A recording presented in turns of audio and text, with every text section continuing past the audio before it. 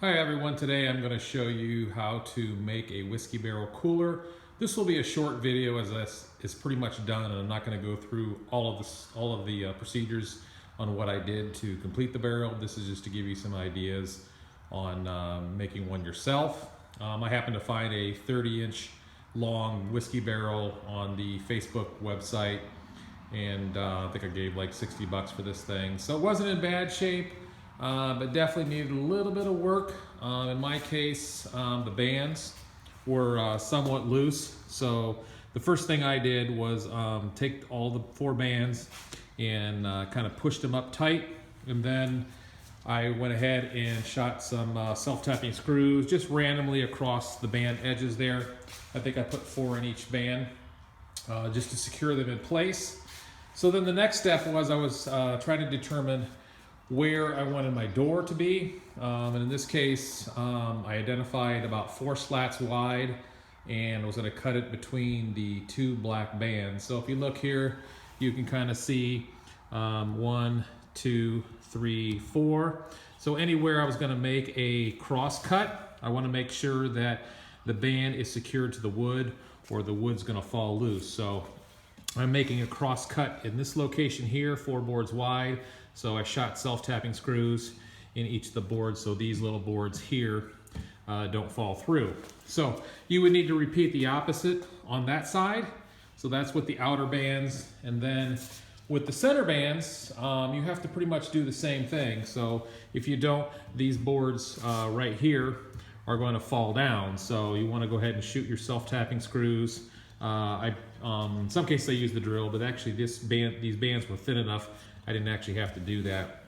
So after doing that, the other thing you want to make sure is that you also put a screw anywhere where you're going to cut the metal band. So you need one on each side. The band was cut here, the band was cut here, and then you can see I cut the band here, and you can see there's a screw on the other side. So what that does is that secures all the bands in place before you do any cutting. And so if you pick 4 boards wide, then, or however many boards you want, you will not have to make the long cut across the barrel because that'll be where the 2 boards join one another.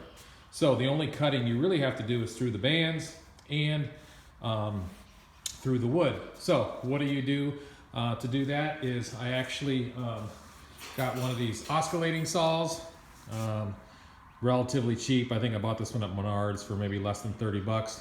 Got a plunge cut blade, turned it sideways, and went ahead and did a plunge cut right in through there, and then just worked my way all the way along that band edge. So that was kind of nice because you've got the metal edge as a guide. So you really can't get the saw to make a crooked cut as long as you're pushing it up against the metal band. So that's what I used to cut both sides. Once again, was just this oscillating saw with a plunge cut blade on there.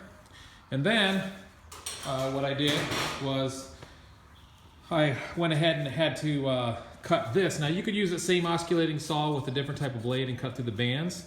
I chose to use my angle grinder with a cutoff blade. It was just much more simpler, much more powerful. I don't think a whole lot of those oscillating saws when they're trying to cut through metal. Plus this band is a little bit thicker, so I just dropped that down and sliced through each of the bands. And once I did that, this whole section here popped out. So now I have access to the inside of the barrel. And then what I decided to do was mount a gate hinge. I like the gate hinge, they're a little bit stronger. I got a lot of area for more screws to put in. Now, you do not want to use 2 hinges. They will not work on a round barrel, so you have to pretty much go with 1, and that's the reason why I went with a bigger, heavier duty hinge. I got this gate hinge, I think at Menards for maybe around $5, so fairly cheap. Don't have a lot of money invested in this. Screwed that down. Once that's screwed down, I'm going to use this existing hole. I may put a wooden plug in here, I'm not really sure, but for now I've got that so that you can see leans up nicely. Now one of the things I discovered is even though I screwed the bands on the outside, this section here still felt kind of like wobbly and a little bit loose.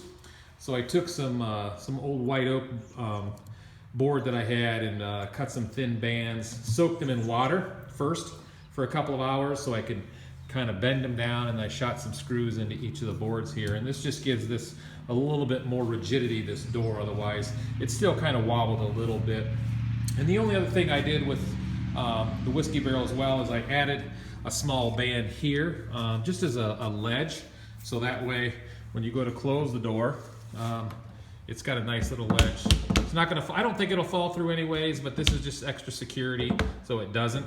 So I maybe mounted that up probably about a 1/4 of an inch to 3/8 of an inch above the edge of the whiskey barrel. The last thing I did was, because this barrel had a lot of cracks and crevices, and I didn't think it would ever hold water again, and to prevent any of the ice water from leaking through, I went ahead and caulked all my joints inside of there. And then I took, after that dried, I took this stuff here from Menards called Flex Seal. I think they make it white, black, and maybe even a clear. I chose the white to kind of mimic a cooler image.